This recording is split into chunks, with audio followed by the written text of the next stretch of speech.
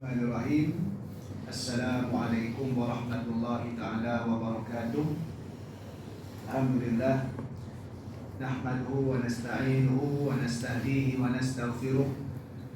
Wa na'udhu billahi min syururi anfusina wa min sayyiati a'malina. Man yahdihillahu fala mudilla lahu wa man yudlil fala hadiya lahu. Asyhadu an la ilaha illallah wahdahu la syarika lahu. وأشهد أن سيدنا محمدا عبده ورسوله. اللهم صل وسلم وبارك على سيد المرسلين إمام المتقين وعلى آله وأصحابه أجمعين والتابعين وتابع التابعين ومن استنى بسنته إلى يوم الدين. أما بعد. رب اشرح لي صدري ويسر لي أمري واحلل عقدة من لساني يفقهوا قولي. Alhamdulillah, pertama dan selamanya kita menafakkan setinggi-tinggi kesyukuran kita ke hadrat Ilahi.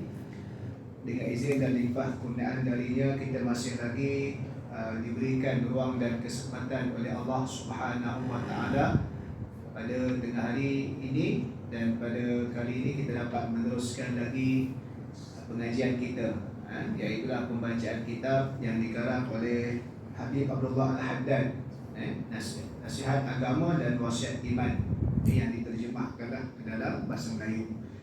Okay, baik. Alhamdulillah, kita pun masih lagi berada bulan Rajab, tapi dah penghujung bulan tinggal lagi 35 hari lebih kurang. Tak silap saya nak sampainya Ramadan. Tapi manfaatkan untuk persiapan kita Ramadan ini dengan lebih kita perbanyakkan amal ibadah dan perkara-perkara yang lainlah. Baik, untuk yang kitab kita ni, iaitu kita berhenti berkenaan dengan bersyukur atas nikmat perpaduan. Kita ambil poin-poin je lah. Dan kita terus kepada surat 24, berdakwah untuk berbuat baik. Di mana Habib Abdullah Al-Haddad ni dia bawa dari sudut perbincangan takwa tadi itu menerusi turutan ayat. Mula-mula ya ayyuhalladzina amanu taqullaha haqqa tuqatih 102 Ali Imran. Kemudian berkenaan dengan jangan mati melainkan dalam Islam, hujung ayat. Kemudian berpegang teguh pada tali Allah perpaduan tu pada awal ayat 103. Dan kemudian pada surat 24 tentang takwa lagi. Ini makna katanya takwa ni kena buat benda-benda tadi tu, tuntutan dalam takwa. Jadi kalau ditanya apa kaitan Ustaz takwa, lepas tu bincang perpaduan, jangan pecah belah, mati dalam Islam, lepas tu perpaduan, jangan pecah belah, kena dakwah, itu adalah ayat yang berturut-turut yang dibawakan oleh Habib Abdullah Al-Haddad 102. Maksud katanya bagaimana kita nak apply haqqa tuqatih, sebenarnya takwa. Itu Allah Ta'ala terangkan. Pertama, jangan mati melainkan dalam Islam. Kemudian ayat berkenaan dengan ukhuwah, perpaduan dan juga jangan berpecah belah. Kemudian ayat tentang tuntutan. Jadi takwa ni dia bukan duduk saja atau dilafazkan. Bukan sekadar kita panggil, kita bincang apa itu definisi takwa, tapi bagaimana bertakwa. Kan? Bukan sekadar kita panggil dari sudut dia punya konsep, tapi bagaimana praktis dia. Jadi sebagainya itu, kalau ditanya berkaitan, itulah kaitan dia. Jadi kalau kamu bertakwa, kamu juga kena berdakwah untuk berbuat baik. Sebab ayat 104 selepas daripada 102 tentang takwa itu, 103 tentang perpaduan dan jangan pecah belah. Ayat 104 surah Ali Imran, Allah Ta'ala berfirman, wal takum minkum ummati yad'una ilal khair. Sampai habislah, tapi yang itu pada awal permulaan dia. So dia pecah-pecahkan dia punya subtajuk dia. Nanti akan sambung pada subtajuk seterusnya, amar ma'ruf nahi munkar lah. Kan? Tapi ayat tadi yang awal 104, mana Allah Ta'ala berfirman yang bermaksud adakan di antara kamu umat kumpulan yang mengajak kepada kebaikan, kebajikan atau kebaikan lah. Jadi maksud umat di sini satu jamaah atau kumpulan yang menjalankan tugas berdakwah kepada Allah Subhanahu wa Ta'ala. Di sini jadi perbincangan hukum. Apakah hukum berdakwah? Apakah hukum berdakwah? Maka ulama secara mudahnya dia membahagikan kepada ada dua kategori. Satu yang dipanggil fardu ain dan kedua fardu kifayah. Fardu ain ni di mana setiap orang kena dakwah. Bila masa setiap orang kena dakwah? pada orang tadi itu berkuasa ke atas seseorang yang lain ataupun mempunyai tanggungjawab ke atas yang lain. Contoh, isteri dan anak-anak kita, fardu ain kita tu. Jangan kita kata asal isteri tak tutup aurat, tak ustaz tu tak tegur si saya pun, lah ustaz tu nak suruh tegur, kita yang kena tegur. Kita yang kena ajak. Jadi bagaimana kalau saya tak tahu? Satu kena talabul ilmi. Faridatun ala kulli muslimin. Kan? Dia meliputi lah. Kan? Sebab itu tanggungjawab suami juga yang bersifat nafkah batin. Nafkah batin ni selain daripada asasnya adalah macam seksual yang dihalalkan oleh Islam. Batin di situ maksudnya benda yang bukan bersifat measurable, physical punya. Maksudnya bukan macam harta benda, duit, barang dapur itu boleh diukur. Kan? Termasuklah batin itu wa'ashiruhunna bil ma'ruf, emosi dia. Termasuklah dengan tanggungjawab, iaitulah mendidik agama kepada dia. Jadi kalau suami tak mampu, dia kena usahakan alternatif yang lain. Sama ada tak mampu kerana dia sendiri tidak ada ilmu pengetahuan, ataupun tak mampu kerana dia kesibukan dengan tanggungjawab yang lain yang perlu diutamakan. Kan? Dia boleh ngajar, tapi sebab dia tu ada tanggungjawab yang lain, maka kena cari alternatif. Kan? Sebab sebagaimana juga kita mendidik orang lain, begitulah juga kita kena didik ahli keluarga kita. Kan? Jangan pula kita ajak ada orang lain masuk ke syurga, anak kita biarkan dia nak pergi neraka, na'udzubillah min zalik, tak boleh. Sebab dakwah Nabi SAW pada marhalah yang kedua, dakwah secara terang-terangan, i'laniyah, dan secara terang-terangan bermula dengan ahli keluarga kaum kerabat Nabi dulu yang dikumpulkan di atas bukit Safa tu kan. Barulah merebak kepada open yang lain. Ini kadang-kadang terlupa. Kita yang ustaz-ustaz pendakwah sekalipun, betul kita dakwah, tapi jangan sampai lupa kita. Tentang mereka terima hidayah ke tidak, itu bukan kerja kita, tapi kena dakwah dulu. Nabi Nuh, isteri anak dia tak terima dia. Tapi dia berdakwah kepada isteri dan anak dia. Cuma terima tak terima, bukan hidayah, itu bukan kerja kita. Kita pula dakwah anak-anak kita tinggal. Jangan. Kalau kita tak mampu direct, kita kena sediakan alternatif dia tadi tu. Kan? Sebab sama juga macam konsep nafkah zahir, nafkah yang bersifat measurable, physical. Nak pergi Mekah, buat haji umrah, kan? Kita yang pergi sendiri, kita kena pastikan bagi wa'iyabat, pergi balik, isteri dan anak-anak atau tanggungan kita tadi tu ada dia punya kecukupan bekalan dia. Ni kita panggil fiqah, kan? Fiqah. Jadi maksud di sini itu fardu ain. Yang kedua fardu kifayah. Fardu kifayah tu adalah tempat itu mesti ada satu kelompok manusia. Kan? Mesti ada satu kelompok manusia tadi itu. Kan? Sebab mungkin ada orang tak mampu nak kita panggil dakwah secara kemasyarakatan kerana kesibukan sekian-sekian pada dia punya komitmen masa. Tapi dia bagi dari sudut support material yang lain. Jadi mesti ada kelompok tadi tu. Itu yang dipanggil oleh ulama satu kelompok yang dipanggil fardu kifayah yang secara zahir.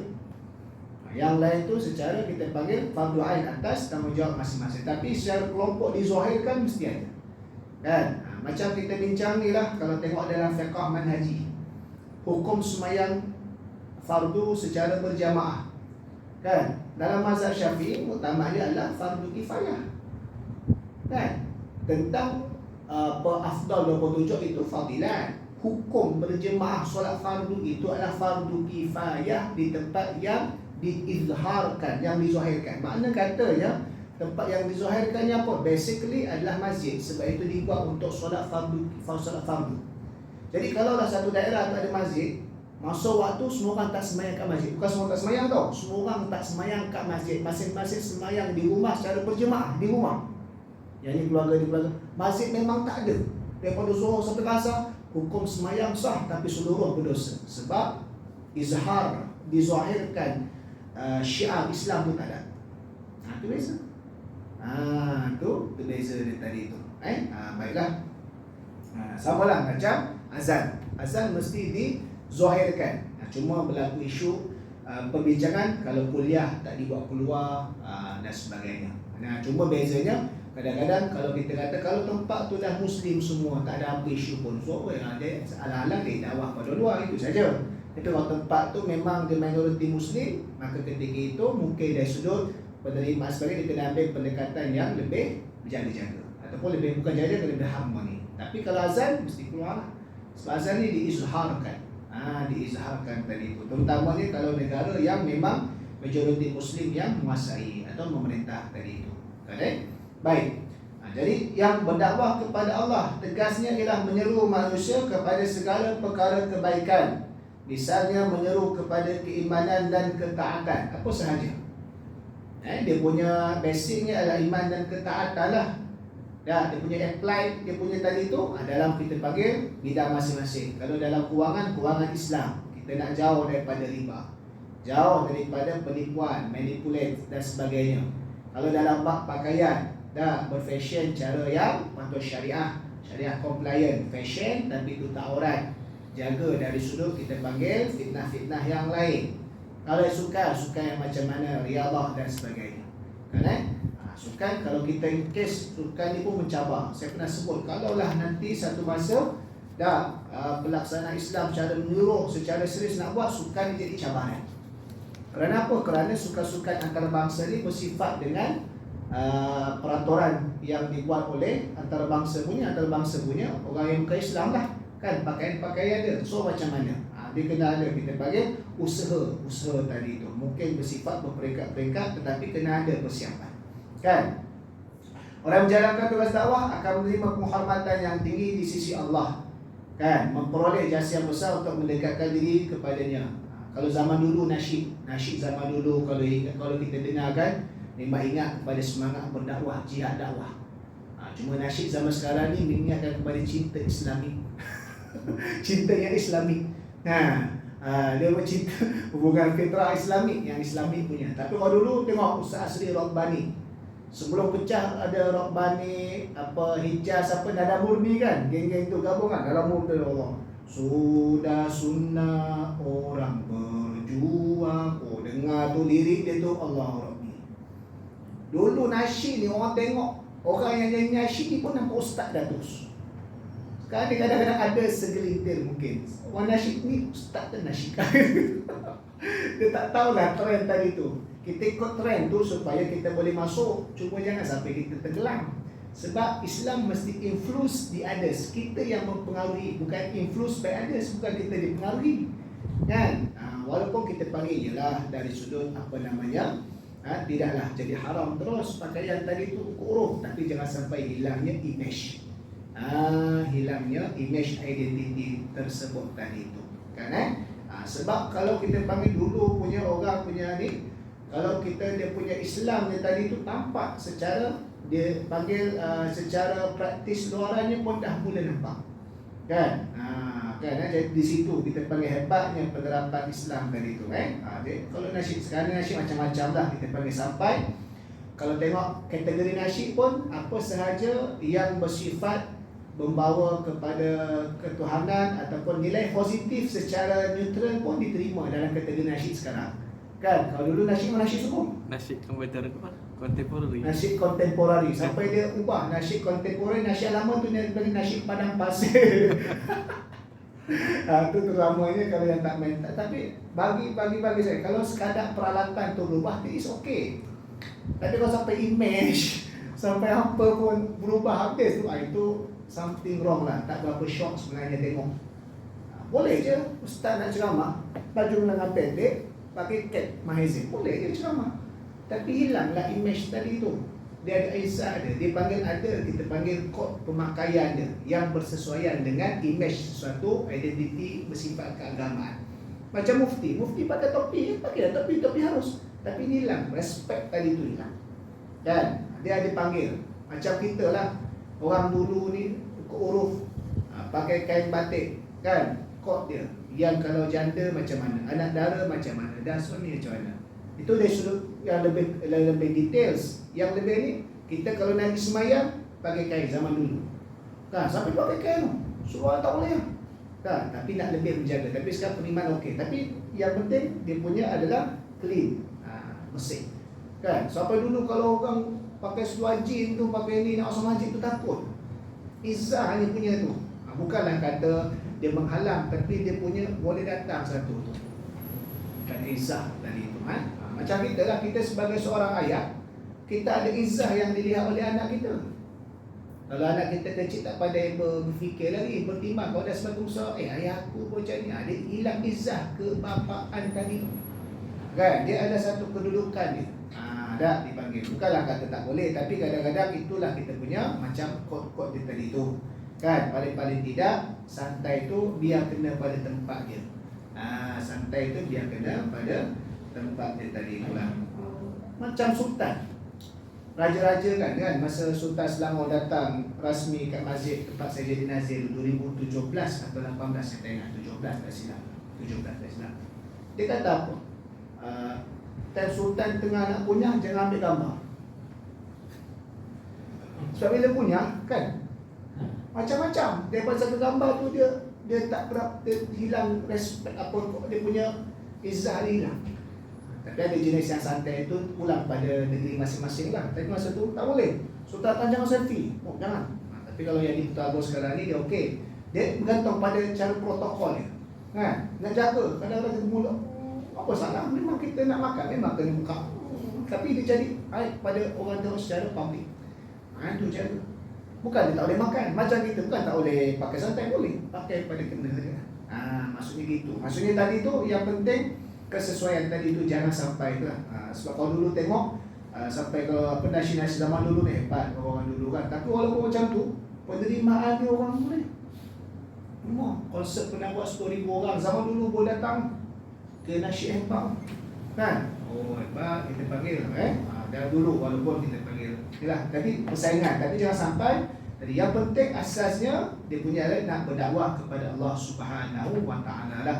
Kan macam sekarang ni kita punya dakwah pelbagai besi dalam kantor pun ada. Macam orang yang promote mila-mila kantor-kantor Islami kan. Daripada oh my god kepada Masya Allah tu adalah secara tak langsung. Kita panggil bersesuaian. Dan memang di antara kalau budak-budak kena dengan kantor lah. Orang lain pun sama macam tu.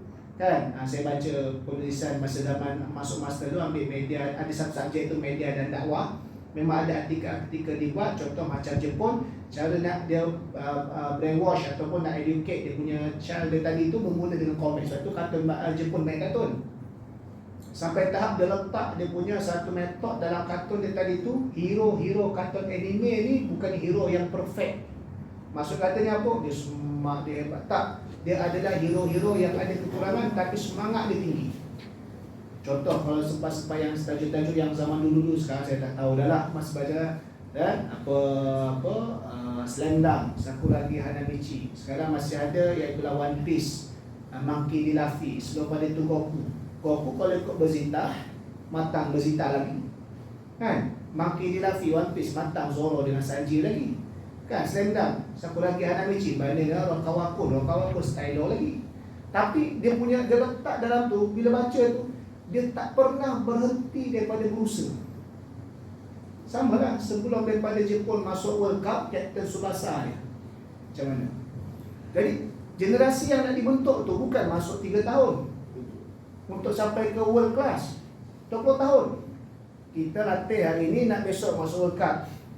Kita latih untuk tahun depan satu dah pencen. Dah umur 34 tak boleh main dah. Kita bukan macam Ronaldo 38 main lagi, Messi 36. Messi nak masuk lagi World Cup katanya. Dia tak bos tak tahulah kan. Kalau tak terpilih ke tak ikut pada dia lah. Neymar pun dah ni dah tak berapa nak stabil lah dia punya ni. Dia kata jadi nak boleh tu dia kena ni. Jadi macam mana kalau budak-budak takkan nak suruh baca kitab ni budak-budak. Kan melainkan dia wali Allah lah. Ada je wali kecil kan. Kita baca kitab ni pun kan tu. Kan dia baca menerusi secara platform medium yang sesuai dengan dia. Kan? Jadi dibentuk. Tapi kalau dibentuk seruan tadi tu dengan cara ni jadi memang ada dibuat. Apa yang ditonton itu akan mempengaruhi. Sebab ada kajian dibuat masa tu dia bentang-bentang budak ni dibiarkan dalam tempoh 3 hari tengok movie-movie cerita-cerita yang ganas. Memang jadi ganas. Satu hati-hati.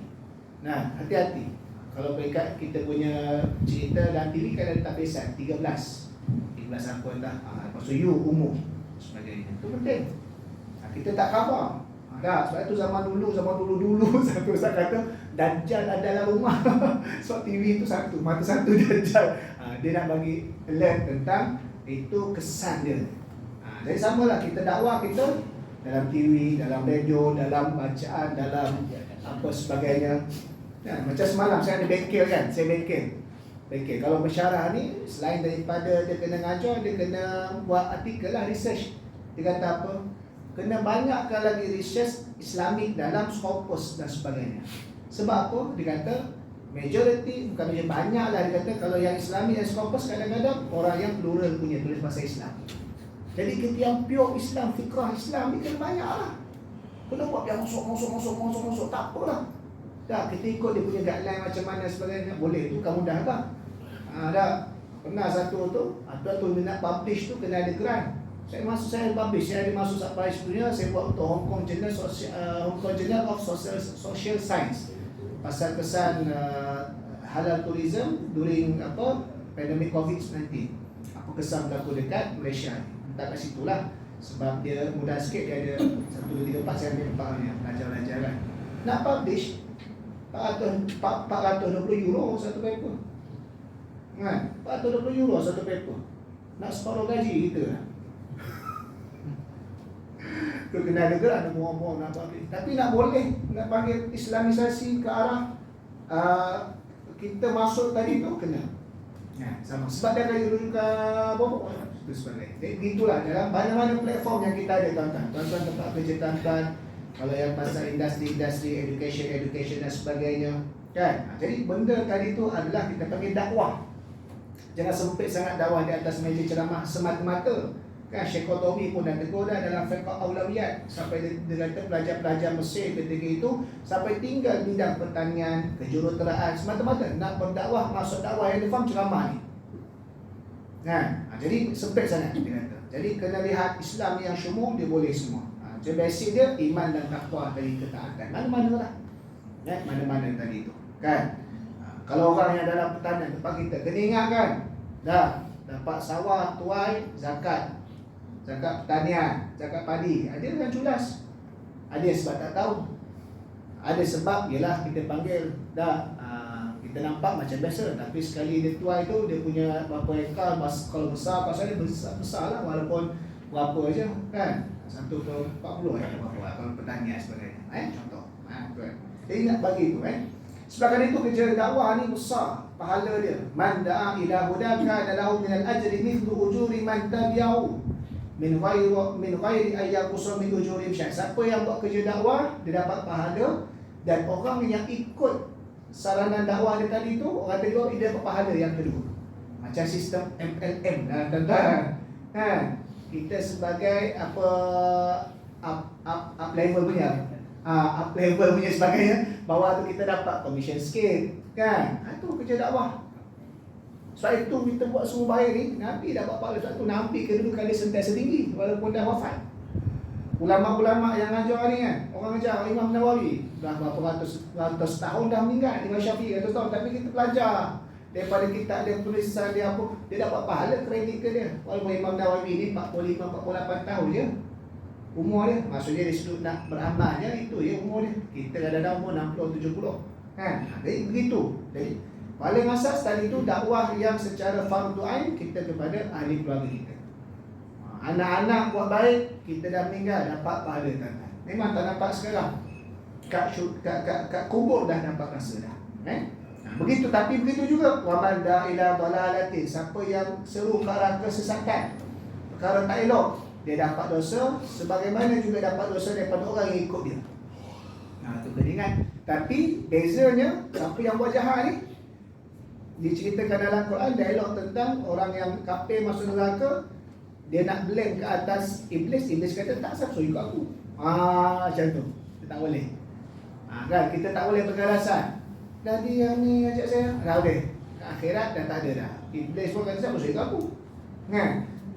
Kan jadi itu yang begitulah juga adalu ala khairi kafa'ilihi. Siapa yang menunjuk kepada suatu kebaikan, kebajikan dapat pahala seumpamanya. Buat tu dapat pahala dah, kita ajak, kita tunjuklah dapat pahala seumpamanya lagi. Seumpamanya, sebab itu dah senang je buat pahala ni. Zaman media sosial kita kongsikan yang baik-baik saja. Kongsikan apa sahaja, hadis, sarana, ibadah, pengetahuan, pengajaran, apa sahaja. Orang ikut tak ikut, orang likes tak likes, itu tindakan orang. Tapi tindakan kita dah buat, alhamdulillah. Mudah-mudahan ada pahala. Kan? Ada pahala tadi tu. Siapa yang menjadikan dakwah kepada kebajikan itu sebagai tujuan dan tugas, maka sebenarnya dia telah menerima sebagian besar daripada pusaka Rasulullah sallallahu alaihi wasallam. Sebab Nabi sallallahu alaihi wasallam memang tugas dia berdakwah. Dalam perniagaan dia berdakwah, dalam memimpin dia berdakwah, dalam jadi ketua keluarga berdakwah. Kan Nabi mula-mula kerja dengan Sayyidatina Khadijah binti Khuwailid. Untung berlipat ganda. Nah, sampai tertarik Sayyidatina Khadijah, kemudian berkahwin. Bila kahwin tak jadilah pekerja Khadijah, jadi partnership. Kan, stakeholder sama. Kan, jadi Nabi bagaimana? Marketing Nabi adalah marketing yang jujur amanah. Jujur macam kita lah, kalau kita kena tipu pun siapa suka? Kan, contoh kadang-kadang istilah-istilah tu saja nak mengaburi kita, kadang geram juga. Kan, istilah-istilah, contoh unlimited. Unlimited tu bukan apa, bukan limited sungguh, ada limited juga. Yang limited maksudnya apa kan? Geram juga kadang-kadang. Kan, nama unlimited. Tu betul. Masuk kecil, tertaluk pada term and condition. Kecil dia tulis. Allah Rabbi. Tu kadang-kadang. Maka itu Nabi kata, Nabi sampai kata, orang yang cuba nak manipulate, nak mengaburi ini, jangan. Dia boleh bimbang masuk dalam penipuan. Nabi kata, peniaga yang jual buah tu ada buah kena tempias air, nampak dia macam lembab sikit, dia sorokkan. So, kita nampak, dia letak atas. Kalau ada rezeki orang beli. Ada je. Kan? Ada je orang sekarang tak mampu nak beli yang new, dia beli yang used. Orang ada dasar kemampuan. Kan? Boleh je selagi mana benda tadi itu terpakai. Masih lagi boleh dimanfaatkan dari itu. Kan begitulah kita yang lain. Tapi kena pastikan function lah. Kan? Function. Sekarang ni kadang-kadang konsep function kepada sesuatu transaksi tadi itu tak diambil berat. Maksudnya apa? Benda tu transaksi tu okey, tapi function dia tadi tu tak begitu dimanfaatkan. Contoh kan, orang selalu tegur kan, wakaf Quran banyak-banyak kat tempat yang dah ada Quran. Wakaf Quran banyak-banyak yang tempat dah ada Quran, yang tempat itu pula Quran pun tak dibaca, diwakafkan lagi. Lain kalau kita wakaf tempat yang tak ada Quran dan mereka perlu Quran, di Afrika, di negara miskin, itu lain. Jadi wakaf tu okey, tapi tak difunctionkan. Subject matters kepada transaction itu adalah tak ada function. Tak ada function. Kan? Itu di antaranya. Tu kadang-kadang hati-hati, bukan kata semua. Kadang-kadang ustaz yang tahfiz cerita, dia buat collection wakaf Quran. Kata-kata, kan, kena faham, saya dulu belajar tahfiz. Belajar tahfiz ni perangai dia gini. Satu Quran tu dia akan pegang sampai dia khatam 30 juz. Dia taklah juz satu Quran ni. Justru dia sebab lain. Mungkin kerana bagi orang biasa yang tahfiz ni, bukan tahap wali ni, dia tak ditukar-tukar. Sebab dia macam mesin. Bila lain dia punya kedudukan sikit tu, dia akan ganggu dia punya memori. Dia akan ganggu. Bila kita baca ni, kita tahu. Walaupun kita tak sedetail, bukan tak level, second level, yang next level tu kita tahu dia punya ayat tak. Lain. Kalau yang memori ni, sebab kita scan, ada hati-hati. Sebab memanglah Quran tu RM40, dia jadi wakaf, dia jadi RM50. Satu lot 10, dibuka pada 10 lot 100. Harga Quran RM40, RM60 dari situ. Jadi perhatikan, ada yang betul. Bukan kata semua, tak begitu juga dengan benda-benda yang lain. Begitu juga dengan, jadi subject matters tadi itu. Contoh, kan, nanti nak masuk bulan Ramadan, nak sedekah makanan. Dan sedekah makanan, pastikan pada tempoh yang orang boleh makan panjang sikit. Ini dah tengah malam, niaga tak laku je, bawa nak sedekah. Dah tu dah simpan mana? Besok dah pagi dah tak boleh makan dah, masuk buang gitu ya. Sedekah awal, supaya ada masa panjang, orang boleh makan. Lain kalau waktu sekarang, tak boleh makan, boleh simpan ke pagi, tak boleh simpan ke zuhur. Kan, sampai ke petang. Ni kalau puasa dah tak ada. Dah mana ada menu yang semalam punya bawa sampai ke esok, tak ada.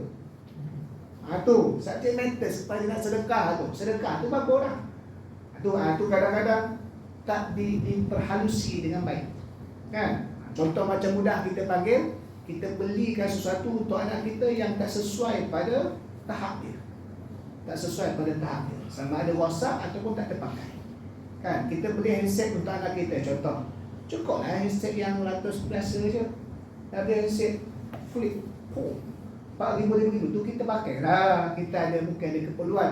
Dia nak berapa giga berapa gig je sebagainya, rank berapa ya, budak-budak tahap dia kan. Jadi kena pada tadi tu kadang-kadang kita beli jam, belilah tak ada masalah, ada sebab mahal kerana dia punya ni, tapi ada sebab masuk 2 km bawah laut. Saya pun kata bila masa nak masuk lautnya. Kalau saya lah, kalau orang yang nak masuk silakan. Dia masuk ke scuba diving kan, memang dia kerja dia menyelam, dia beli yang kena kita beli 50 ringgit cukup dah. Mahal sebab benda lain, bukan sebab kedalaman tu. Dia kadang-kadang dia punya nilai pada suatu function yang diisi. Jadi sudah sesuai kan. Nah tadi tu pada keselesaan dan function tentang dia. Jadi dakwah tadi pun sama kan. Jadi kita sesuaikan dengan kaedah-kaedah dia kan. Sesuaikan dengan kaedah-kaedah dia tadi tanpa meninggalkan basic. Tugas Rasulullah sallallahu alaihi wasallam pada semua waktunya tiada lain melainkan berdakwah ke jalan Allah dengan kata dan amal, kerana baginda sallallahu alaihi wasallam sebenarnya telah diutus dan diperintahkan untuk melaksanakan tugas dakwah itu sebagaimana firman Allah Subhanahu wa taala, qul innama umirtu an a'budallaha wa la usyrika bihi ilaihi ad'u wa ilaihi ma'ab. Surah Ar-Ra'd 36. Aku hanya diperintahkan supaya menyembah Allah dan tiada menyekutukannya. Kepadanya lah aku menyuruh berdakwah dan kepadanya lah juga aku akan kembali mati. Surah Ar-Ra'd 36. Nah, saya ingat lagi masa second interview jadi nazir, saya mula first session tu 2016 sampai 2018. Mulai 2019 lah second session tu sebab dia 3 tahun nazir ni masih interview tu, tapi interview tu saya seorang di calon. Interview tu sekadar prosedur lah, memang prosedur wajib kan, sebab pemilihan Selangor ni dia mesti diputus dilantik oleh Jabatan Agama. Kalau nazir pegawai ni lah. Dia masa interview tu ada ustaz Alamak dan sebagainya. Dia kata ustaz, dia pun ustaz, majlis ustaz ngajar apa? Kita pun minta, ni jadual tu. Majlis ustaz tak ada ngajar ke fiqh jenayah? Solat tu 3 kali dah tu, subjek solat tu.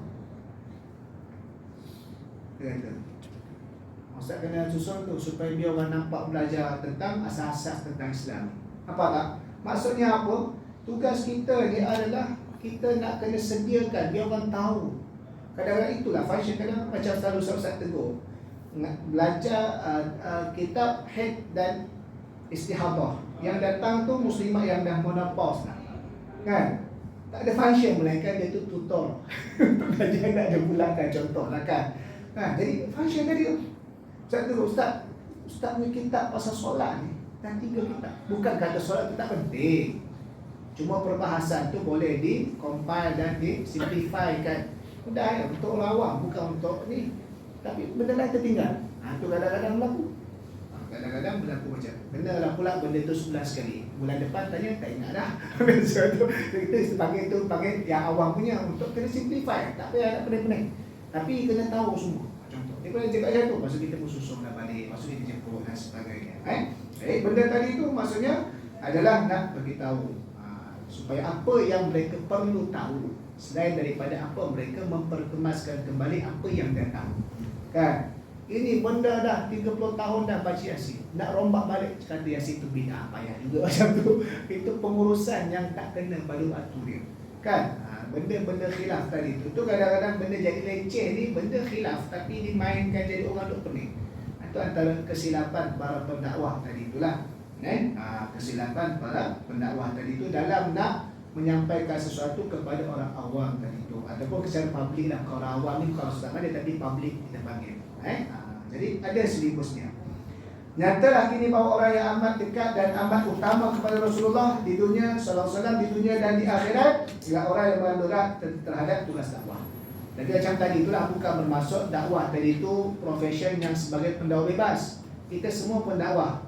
Man qala la ilaha illallah fa huwa da'i. Kan kama qala, siapa yang menyebut la ilaha illallah, yang dia masuk muslim, dia masuk Islam, dia sebagai muslim, as a muslim, dia adalah pendakwah juga atas kapasiti masing-masing. Atas kapasiti masing-masing. Macam saya terlibat dekat education, higher education kan. Jadi dakwah saya kepada para student ni kan, selain daripada cerminan akademik, syahsiah ada, pribadi dia dan sebagainya, kejujuran, daripada nak mengejar kepada dean list sebagainya kan. Four flag, jangan jadi four flag sangat. Four flag tak apa, four flag tak boleh pelik-pelik kan. Kena ada nilai kejujuran, kena ada apa sebagainya. Tengah musim-musim sekarang ni, tengah musim jaga peksa. Ini tak ada, besok saya ada pula. Sebelum ni ada nak jaga peksa ni kan. Jadi budak-budak ni kan, biasa sama-sama kita pun nak jadi jangan tiru, jangan nak ni apa sebagainya. Saya kata dah lah tiru pula salah, lagi kesian. Dah lah tiru salah pula. Sudah jatuh di timpa tangga. Kalau tiru betul boleh tahan jugalah. Dah tiru salah pula, kesian. Buat salah lepas tu rugi. Mudah-mudahan rugi kan. Nak ajar budak ada syah-syah dan sebagainya. Jadi tuan-tuan pula macam mana? Begitulah kita panggil di tempat masing-masing kan. Begitu pula orang yang banyak bekerja kerana dakwah ke jalan Allah serta mendampingkan diri dengan sungguh-sungguh ke dalam dunia orang-orang yang berdakwah. Maksud saya dakwah kepada kebajikan yang diertikan dengan keimanan dan ketaatan kepada Allah Subhanahu Wa Taala serta mencegah lawannya yang dua lain, iaitu kufur dan juga maksiat. Itu kerja-kerja dakwah tadi itu. Jadi dakwah ni macam-macam. Kat media massa, kat media sosial. Sekarang ni macam-macam media massa, media sosial kan.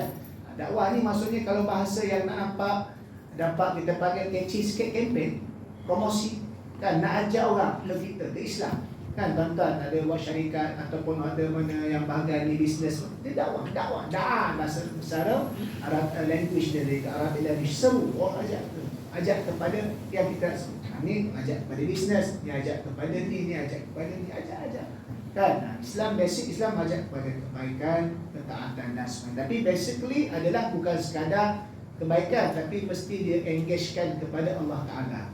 Supaya kita tak jadi plural. Semua agama ajak kebaikan, yes, secara language, secara bahasanya itu. Tetapi kebaikan yang iktiraf ataupun yang hakiki apabila kita balik kepada Allah. Jangan jadi plural sangat. Jangan jadi kepada lurus sangat. Nanti kan, apa dia pun baik apa sebagainya. Baiklah, baik pada punya bahasa, tapi kepada syarak dia mesti dia ada relate dengan kembali kepada Allah. Barulah jadi dakwah tadi tu. Sebab dakwah ni dia takkan sunyi daripada ilallah. Dia takkan sunyi kepada ilallah dan dia takkan sunyi daripada balasan di akhirat. Jadi bila tadi tu dia akan balik pada definisi dalam agama lah. Macam kita definisi secara bahasa kadang-kadang ada berlainan sikit dengan definisi dalam agama. Contoh ikhlas. Selalu kita sebut ikhlas ni tak nak apa-apa. Tak nak apa-apa bukan ikhlas. Tak nak apa-apa, tak nak apa-apa lah. Jadi kawan-kawan kita pun yang bukan Islam pun, I bagi you, I ikhlas ni. Dia tak nak, bukan ikhlas, dia tak nak apa-apa, dia tak nak apa itu. Tapi ikhlas pada bahasa. Sebab ikhlas ni mestilah lillahi ta'ala. Dia nak lillahi ta'ala, macam mana di Islam pun tidak. Kan? Satu, tapi dia nak buat perkara baik, it's okay, fine. Macam kawan-kawan kita nak Ramadan, nak puasa pada bahasa, tak makan minum, okay. Supaya dia menghayati secara semakin dekat. Tapi dia tak dinamakan puasa pada agama. Sebab agama tadi tu mesti lillahi ta'ala. Kan, sebab itu pernah masa saya jemput Cik Nazir tu, jemput Dr. Zulkifli Muhammad Bakri. Waktu tu mufti kan, tak ingat dah mufti kan, Dr. 10. Dia kuliah Zuhur. Mufti dah, dia datang daripada Putrajaya, Kuala Johor. Dia pun ada orang tanya soalan, Ustaz, sekarang ni Alhamdulillah ramai orang non-Muslim yang kawan-kawan kita nak try puasa. Kadang-kadang dia memang tunggu stay sampailah buka puasa. Kadang-kadang dia lagi semangat puasa, dia puasa dia bertenaga, kita puasa lembik, dia kata. Tapi adakah orang non-Muslim yang puasa macam itu pada bahasa itu? Termasuk dalam hadis, siapa yang manfattara sa'iman, dia belanja berbuka puasa, dapat pahala sama orang berpuasa. Datuk Seri Zulkifli Bakri, sekarang Datuk Seri kan YB, Senator YB. Jadi dia kata tak, faktor sa'iman, kalau belanja dia dapat pahala belanja, pahala buat baik, bagi orang makan. Tapi pahala dapat puasa, so dia bukan puasa, cuma dia pada bahasa. Dia biasa. Jadi dalam kita punya apa-apa yang ada engagement untuk dosa pahala akhirat, mesti dia ada relate dengan Allah Ta'ala tadi. Kalau tak, dia akan jadi secara perkara yang urusan yang biasa. Supaya jangan sampai lebih teruk lagi kita cuba define dalam bentuk pluralism, maka itu lagi bahayalah. Jadi dia nampak macam sama, jadi tak ada eksklusif kepada agama tadi itulah.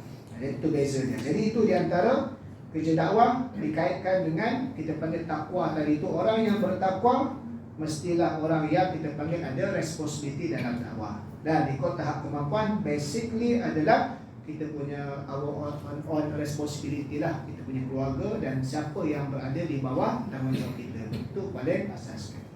Wallahu a'lam, nanti kita akan sambung lagi dalam punya ni. Assalamualaikum warahmatullahi taala